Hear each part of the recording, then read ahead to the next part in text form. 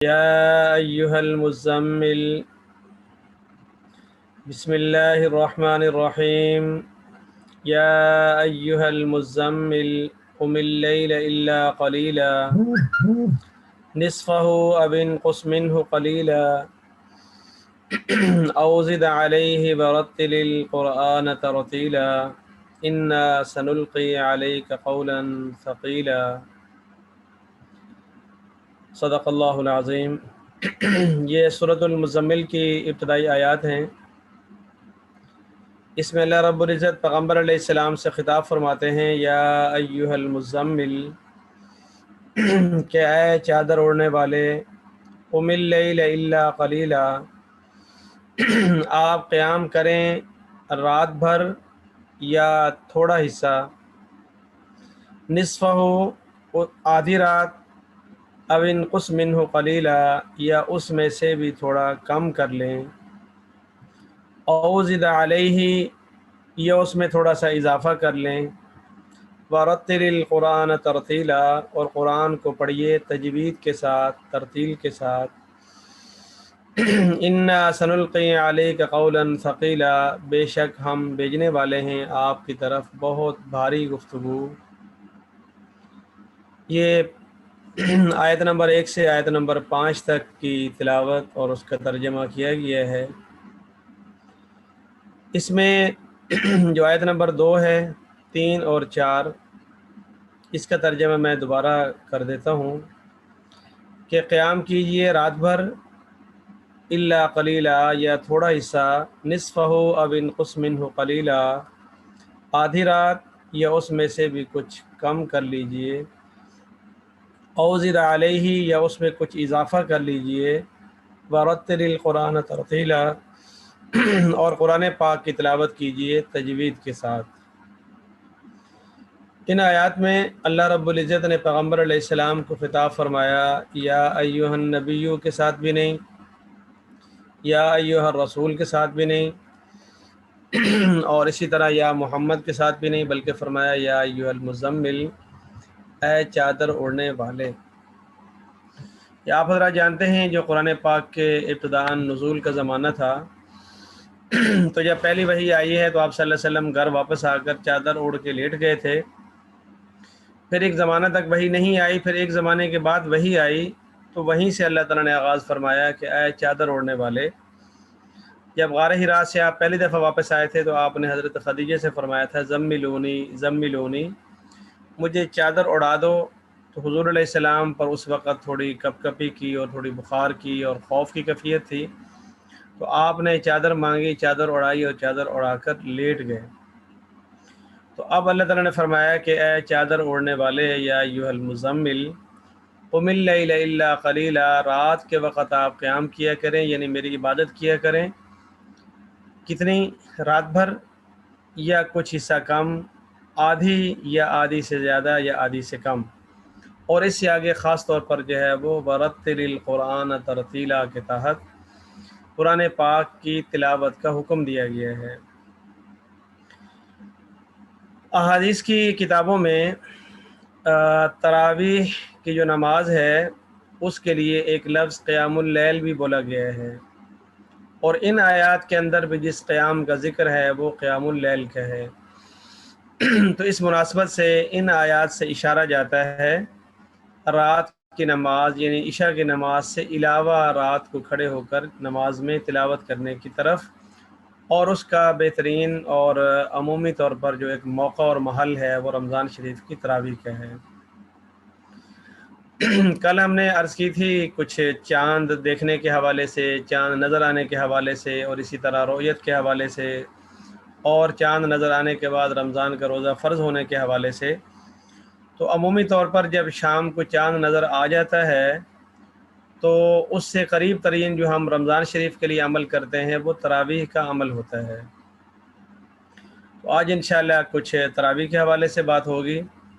تو اگلے چند دن ہم اسی ترتیب سے چلیں گے کہ عملاً جو اس ترتیب میں ہم عمل کر رہے ہوتے ہیں۔ مثال کے طور پر کل ہم سحری کے حوالے سے بات کریں گے، یعنی رات تراویح پڑھ کے بندہ سو جائے تو صبح سحری سے کام کا آغاز کرتا ہے۔ تو سحری اور سحری کے گرد و نواح میں جو متعلقہ احکام ہیں، مسائل ہیں، معاملات ہیں، جیسے روزے کی نیت ہے یا سحری چھوٹ جانا ہے یا نیت کا رہ جانا وغیرہ، پھر دن کے حوالے سے جو چیزیں ہمارے ذمہ آ جاتی ہیں یا ہم سے کچھ خطائیں ہو جاتی ہیں وہ، اور پھر ہم افطاری کی طرف بڑھتے ہوئے راستے میں جہاں جہاں جو جو معاملات اور مسائل عام طور پر آتے ہیں وہ ڈسکس کرتے چلے جائیں گے۔ اس طرح ہمارا روزوں کا بیان اور اس کے جو مسائل ہیں وہ انشاءاللہ مکمل ہو جائیں گے۔ اس وقت جو میں نے عرض کیا کہ ان آیات کے اندر پیغمبر علیہ السلام کو قیام اللیل، رات کے وقت کھڑے ہو کر نماز میں تلاوت کرنے کے لیے اللہ کی طرف سے حکم دیا گیا ہے۔ اس حوالے سے ایک بات یہ بھی ذہن میں رکھیں کہ عام آدمی پر 5 نمازیں فرض ہیں، اور اسی میں وطر جو ہے وہ عشاء کی نماز کا حصہ ہے۔ نبی پر جو ہے وہ ان 5 نمازوں کے علاوہ چھٹی نماز تہجد کی بھی لازم تھی، اور پیغمبر علیہ السلام ہمیشہ پابندی سے تہجد کی نماز ادا فرمایا کرتے تھے۔ اللہ تعالی ہمیں بھی توفیق عطا فرمائے کہ ہم رمضان اور غیر رمضان دونوں میں پابندی سے تلاوت کرنے والے، تہجد پڑھنے والے بن جائیں، اور اگر پابندی سے نہ ہو تو کبھی کبھار تو بہرحال تہجد کی نماز پڑھنی چاہیے۔ یہ تمام انبیاء کا مشغلہ رہا ہے، رات کے آخری حصے میں جاگنا، اللہ سے ہم کلام ہونا، اللہ سے گفتگو کرنا،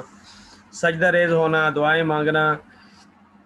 اور اسی طرح پیغمبر علیہ السلام کا تو خاص طور پر جو ہے یہ وتیرہ رہا، اور آپ سے لے کر آج تک جتنے بھی صحابہ آئے، تابعین آئے، اولیاء آئے، صدیقین آئے، صالحین آئے، سب کے سب کا جو ہے وہ ایک طریقہ ہے کہ وہ رات کی آخری حصے میں جاگتے ہیں، اللہ سے مناجات کرتے ہیں۔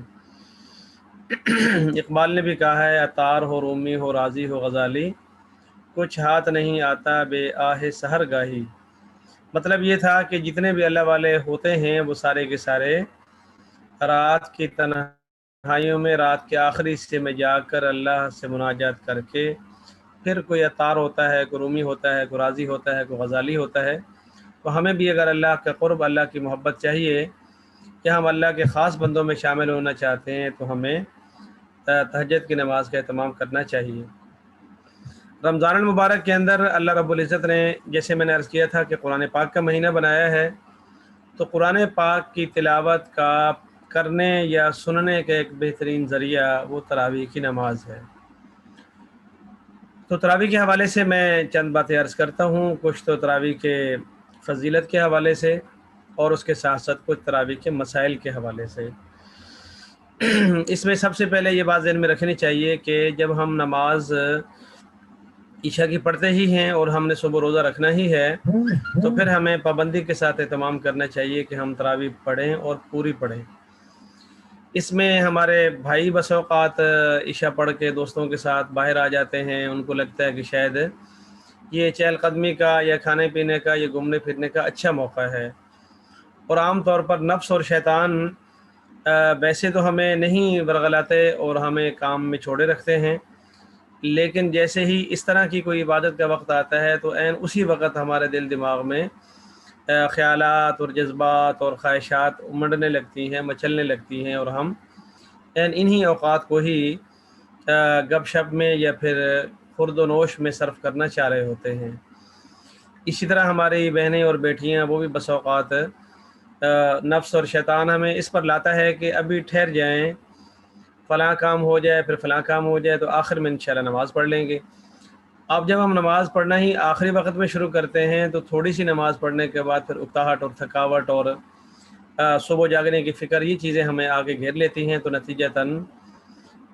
ہم تراویح نہیں پڑھ پاتے یا پوری نہیں پڑھ پاتے، یا پھر نفس ہمیں اس پہ ٹال دیتا ہے کہ صبح انشاءاللہ آرام سے آپ نے 2 بجے اٹھنا ہے تو جلدی جلدی پہلے تراویح پڑھ لیں، پھر اس کے بعد سحری کا انتظام ہو جائے گا۔ تو ایسا نہیں کرنا، بلکہ ہمیں اپنی ترتیب سے کام کو بر وقت کرنا ہے۔ جو بہنیں بیٹی ہیں وہ کوشش کریں کہ جلدی کھانے سے فارغ ہو جائیں، اور اس کے بعد جیسے ہی عشاء کی نماز کا وقت داخل ہو تو فوراً کوشش کریں کہ نماز میں شامل ہو جائیں، تو نماز میں شغل ہو جائیں، نماز پڑھیں، نماز پڑھنے کے بعد تراویح پڑھیں، وطر پڑھیں، دعا کریں، پھر اگر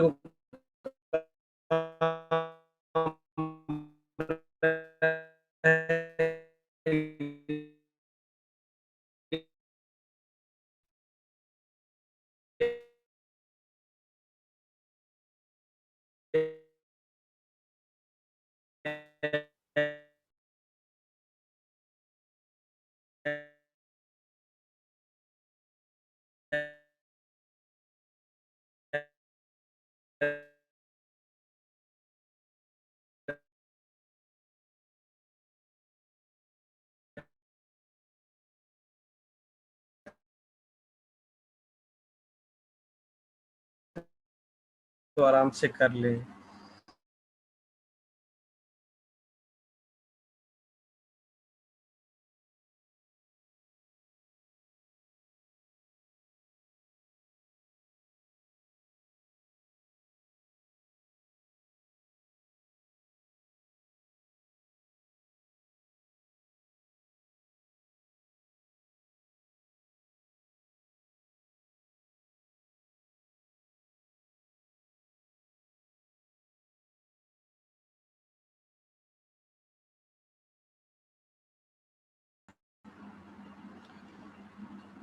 تو صحیح جو کتابیں ہیں احادیث کی، ان کے اندر وضاحت اور صراحت کے ساتھ یہ روایت آئی ہوئی ہے جس کا میں آپ کے سامنے ذکر کر رہا ہوں۔ حدیث پاک میں آتا ہے کہ جس شخص نے ایمان کے ساتھ اور ثواب کی امید کے ساتھ رمضان شریف کا روزہ رکھا تو اللہ رب العزت اس کے تمام گناہوں کو معاف فرما دیں گے۔ بالکل اسی طرح حدیث پاک میں آتا ہے کہ جس شخص نے ایمان کی حالت میں اور ثواب کی امید کے ساتھ رمضان المبارک کے اندر قیام کیا، رات کو نماز پڑھی، قیام اللیل کیا یعنی تراویح پڑھی، تو غفر لہ ما تقدم من ذنبہ وما تأخر، اس کے بھی اگلے پچھلے گناہ معاف کر دیے جائیں گے۔ یہ ایک صریح حدیث ہے جو باقاعدہ طور پر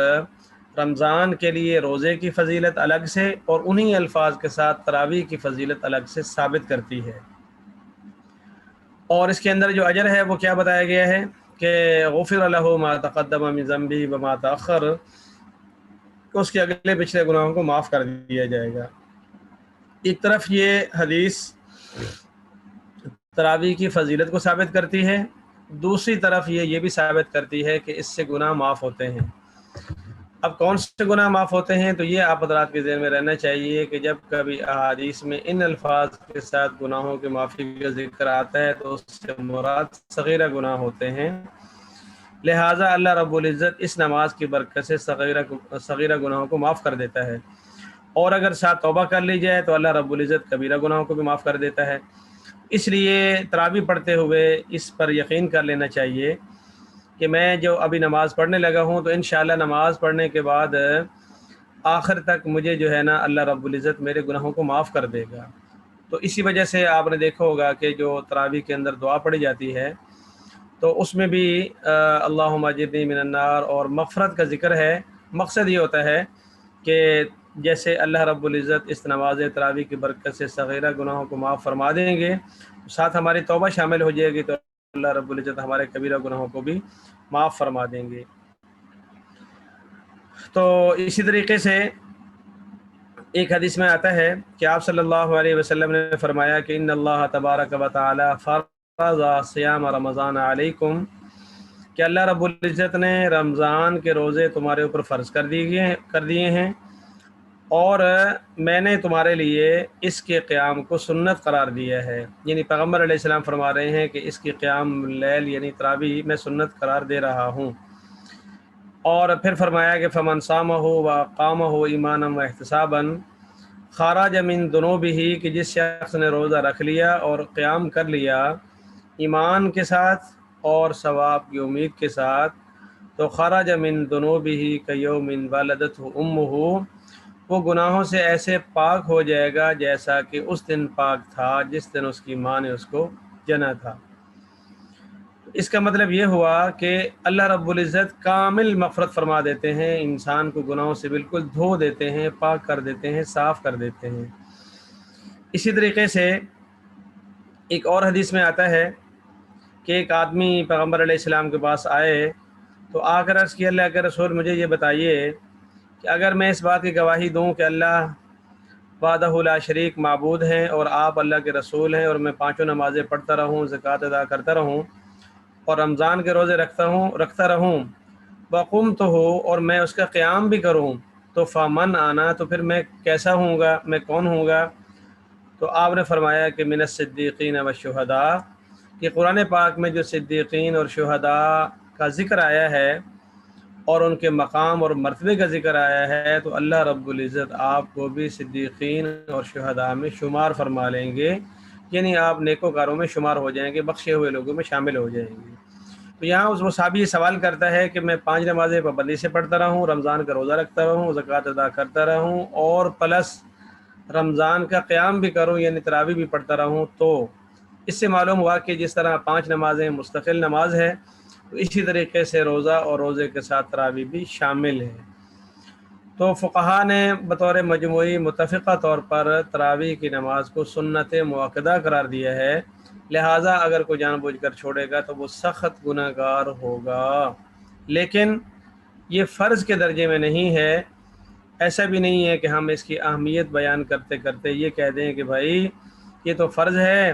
اگر خدا نخواستہ کسی نے تراویح نہ پڑھی تو اس کا روزہ بھی نہیں ہوگا۔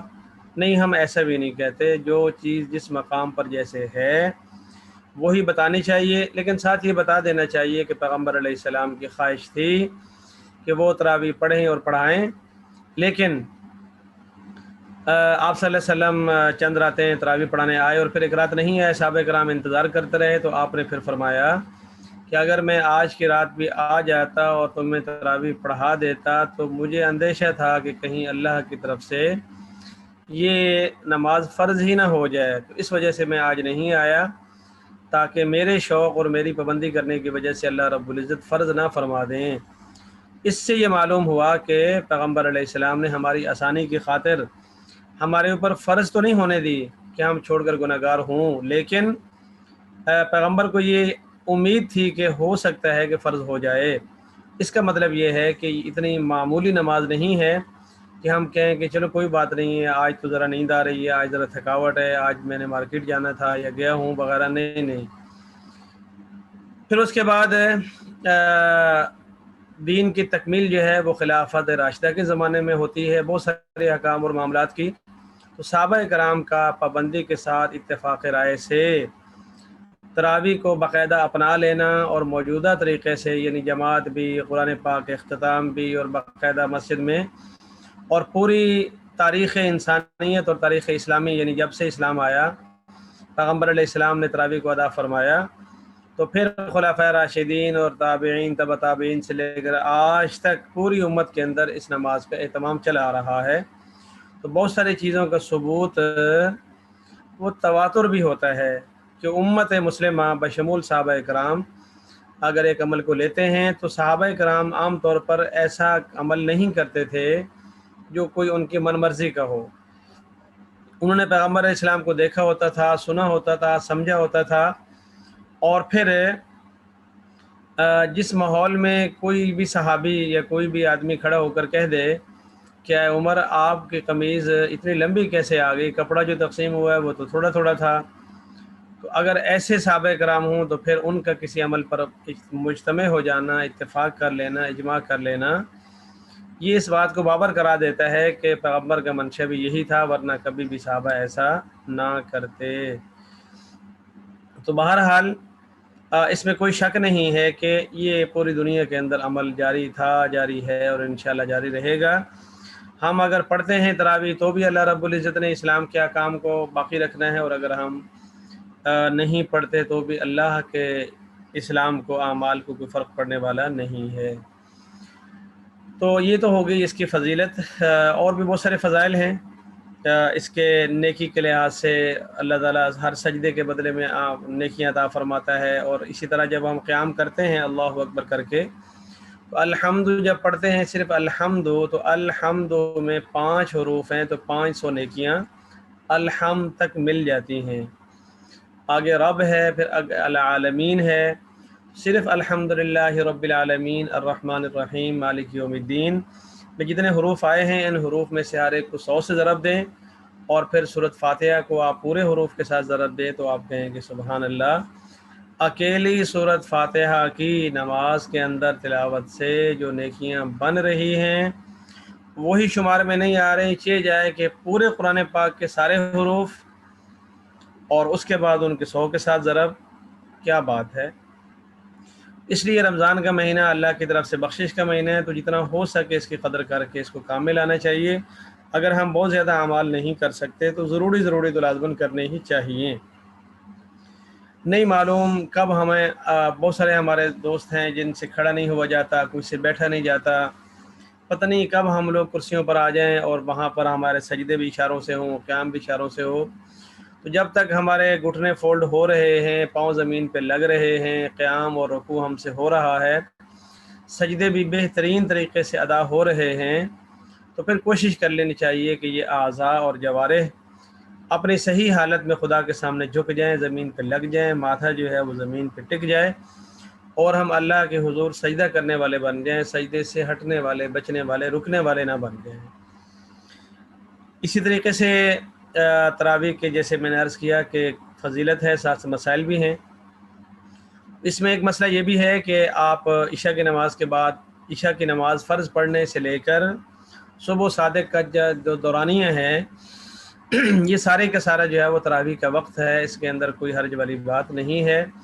لہٰذا اگر خدا نخواستہ کسی دن ہمارے کسی بھائی یا بہن سے وقت پر تراویح رہ جاتی ہے اور وہ رات کو 12 بجے، 2 بجے، صبح کو 3 بجے اور سحری سے ختم ہونے سے پہلے اگر وہ اس کو ادا کر لیتا ہے تو بھی وہ اپنے وقت پر ہی ادا ہوگی، اس کے اندر قضا کی نیت کرنے کی ضرورت نہیں ہوگی۔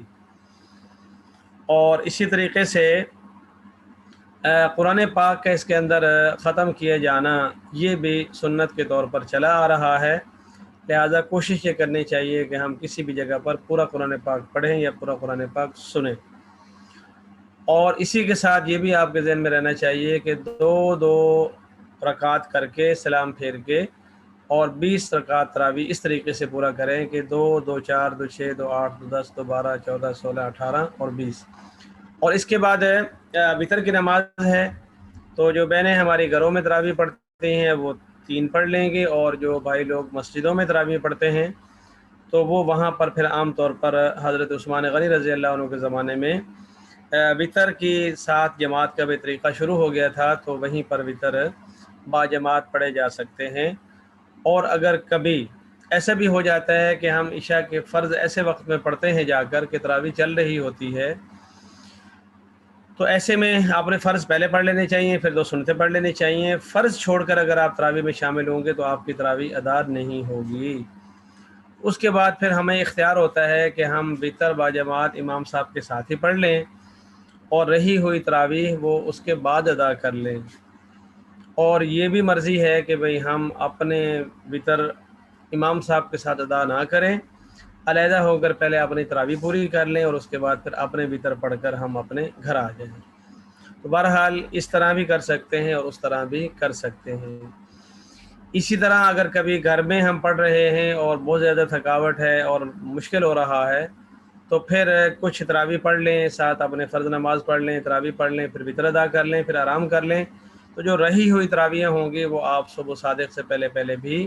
ادا کر سکتے ہیں۔ کوشش کریں کہ وتر چھوڑ کر نہ سوئیں، کہ خدا نہ خواستہ اگر جاگنا آئی یا لیٹ ہو گیا بہت زیادہ تو ایسا نہ ہو کہ عشاء کی نماز بھی نامکمل رہ جائے۔ اور اسی طرح چونکہ اس میں تعداد زیادہ ہے تو یاد رکھنے کے لیے آپ بائیں ہاتھ کی انگلیاں ایسے دبا سکتے ہیں کہ 1 ہو گئی، 2 ہو گئی، ہلکی سی ذرا موڑ لیں، تو 3، 4، 5، پھر کھول لیں، 6، 7، 8، 9، 10، پھر اس کے بعد اسی طرح۔ تو اس طرح اس کو پابندی سے ذرا یاد رکھنا بھی ضروری ہوتا ہے کہ 2 رہ گئیں یا 4 رہ گئیں، 12 ہوئیں یا 14 ہوئیں۔ اور اسی طریقے سے جو حضرات قرآن پاک سناتے ہیں تو وہ بھی اس بات کا احساس اور خیال کریں کہ ٹھیک صحیح قرآن پاک یاد ہونا چاہیے، کوئی لفظ، کوئی حرف، کوئی آیت، کسی سے کوئی کمی بیشی نہ رہے۔ ایسا نہ ہو کہ ہمارا قرآن پاک نامکمل ہو اور لوگ سمجھیں کہ ہمارا قرآن پاک مکمل ہو رہا ہے۔ تو بہرحال یہ ایک خاص عبادت ہے جو صرف اللہ رب العزت نے رمضان میں رکھی ہے۔ اگر عام دنوں میں آپ روزہ رکھیں گے تو پھر اس کے ساتھ تراویح نہیں ہوتی، یہ مسئلہ بھی ذہن میں رکھ لیں۔ البتہ جو قیام اللیل یہ تہجد ہے وہ رمضان اور غیر رمضان دونوں میں ہوتی ہے، اس کے ساتھ اب وہ نہیں ہے کہ بھئی اگر روزہ نہیں ہے تو پھر ہم تہجد بھی نہیں پڑھیں گے۔ تہجد پورا سال چلتی ہے اور تراویح جو ہیں وہ صرف رمضان شریف میں پڑھی جاتی ہیں اور پڑھائی جاتی ہیں۔ اور اگر خدا نہ خواستہ کبھی رہ جاتی ہیں تراویح تو پھر تراویحوں کی اگلے دن قضا نہیں ہے، اس پر توبہ استغفار اور اللہ سے معافی اور توبہ کرنی چاہیے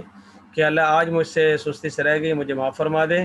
کل انشاءاللہ میں پابندی سے پڑھوں گا، تو پھر کل پابندی سے پڑھنی چاہیے۔ یہ چند ایک مسائل تھے تراویح کے حوالے سے جو میں نے عرض کر دیے ہیں۔ اب اگر آپ حضرات میں سے کسی نے کوئی سوال کرنا ہے تو کر سکتا ہے۔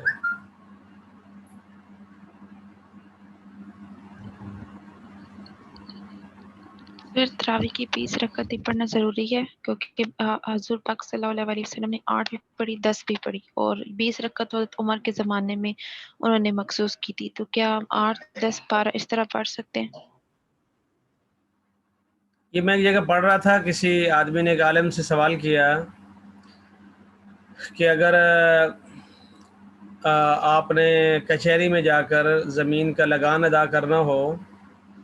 کوئی 8 کہہ رہا ہو، کوئی 12 کہہ رہا ہو، تو آپ گھر سے کتنے پیسے لے کے جائیں گے؟ تو اس آدمی نے جواب دیا کہ میں 20 روپے لے کے جاؤں گا،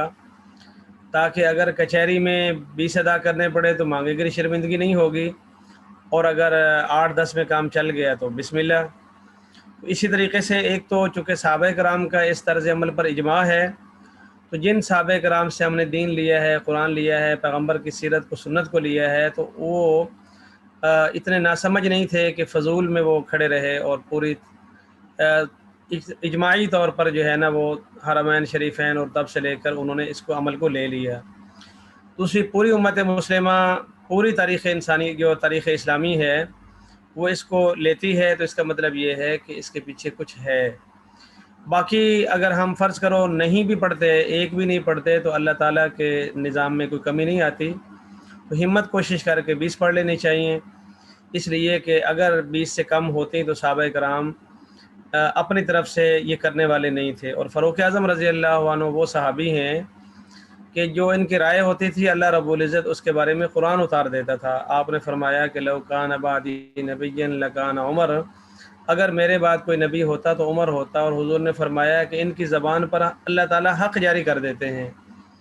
تو عمر رضی اللہ عنہ جیسا جلیل القدر خلیفہ، اور پھر اس کے بعد پوری صحابہ کرام کی جماعت، اور اس میں پھر جماعت پڑھانے والے یعنی تراویح پڑھانے والے بھی بڑے بڑے جلیل القدر حضرت ابی بن کعب رضی اللہ عنہ جیسے صحابی، اس کا مطلب یہ ہے کہ ایسا ہے۔ اور اس کے بعد چونکہ پوری دنیا نے اس کو لیا ہے، اس لیے ہم اس کو اتنا غیر ضروری نہیں کہہ سکتے۔ بخاری شریف کی ایک روایت ہے جس میں امام بخاری نے باب باندھا ہے کہ فی رمضان بغیر رمضان، وہاں پر تہجد کا ذکر آیا ہے تو وہاں پر 8 کا ذکر ملتا ہے، تو وہ غیر رمضان کی بنا پر زیادہ تر جو علماء نے اس کو سمجھا ہے اس کو تہجد پر معمول کیا ہے، بعض علماء نے اس کو تہجد کی بجائے تراویح پر معمول کر لیا ہے۔ تو جن حضرات کی فقہ میں 8 ہی ہوں اور وہ باقی فقہ بھی اسی کو فالو کر رہے ہوں تو وہ پھر اس حساب سے عمل کر سکتے ہیں، لیکن اگر ہم باقی فقہ میں امام اعظم ابو حنیفہ رحمۃ اللہ علیہ کو فالو کر رہے ہوں اور یہاں نفس اور خواہش پر جو ہے نا ہم چھوٹا چھوٹا کرتے چلے جائیں تو وہ تھوڑا سا ٹھیک نہیں ہوگا۔ تو بہرحال اللہ تعالی ہمیں توفیق دے، پڑھیں صحیح، 8 پڑھیں، 12 پڑھیں، 20 پڑھیں، 36 پڑھیں، 40 پڑھیں۔ جو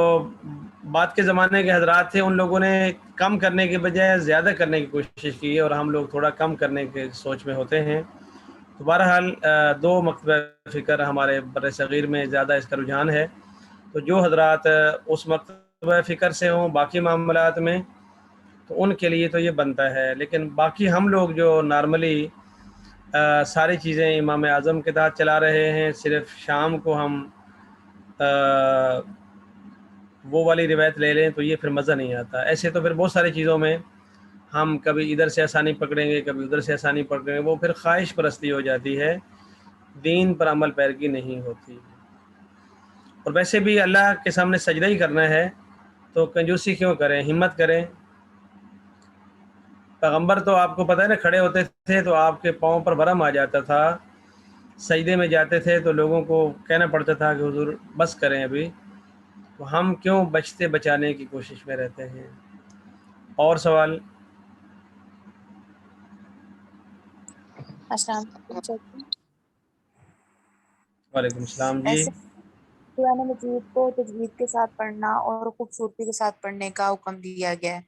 کہ اس کو ٹھہر ٹھہر کے پڑھو، اور اکثر اوقات میں یہ بھی آتا ہے کہ قرآن پاک مطلب لوگ جو ہیں نا، یہ بھی حدیث ہے کہ اس کو کمانے کا ذریعہ بنا لیں گے جو ہوتے ہیں आलमी सतह पे पढ़ते हैं और खूबसूरती से कुरान पाक को पढ़ते हैं, तो ये इसमें गलत क्या, इसमें कमाने का जरिया भी वो उनको मिलता भी है, इस तरह वो लेते भी हैं, तो ये क्या इसका मसला है ये?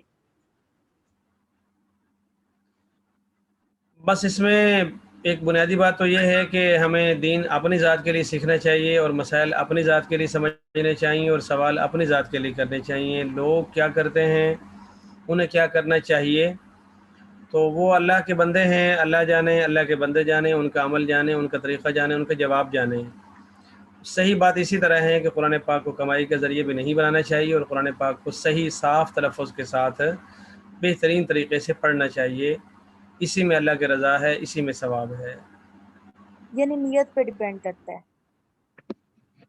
ये नीयत पे, और हमें अपने मामले में ये सोचना चाहिए कि मैंने कभी कुरान से नहीं कमाना और मैंने कभी कुरान पाक को तोड़ मरोड़ कर नहीं पढ़ना। जी सर। सर हम रोजे की चलें, कंडीशन शाबाश, अल्लाह पाक हम सबको अमल की तौफीक अता फरमाए। अस्सलामु अलैकुम व रहमतुल्लाह।